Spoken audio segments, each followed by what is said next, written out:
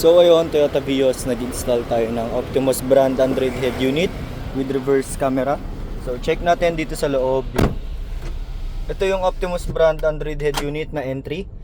464, 10 inches and wireless CarPlay and Android Auto. So reverse camera, check natin.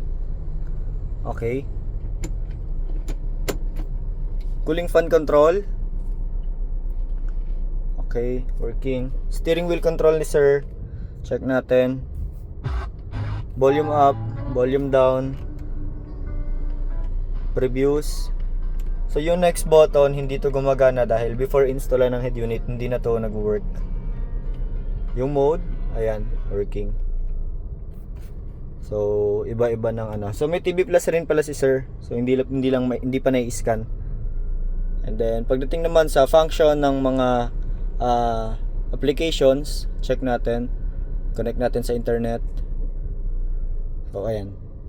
Wala lang internet connection. Wi-Fi. Medyo malayo kasi sa Wi-Fi kaya hindi ganoon ka ano yung pagsagap ng internet niya.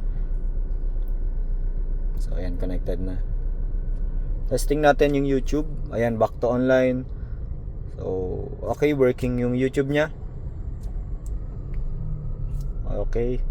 Then application na meron, may Waze, Maps, Play Store, Spotify and Netflix, wireless CarPlay and Android Auto, ZigLink application, cooling fan control, DSP, Google Assistant.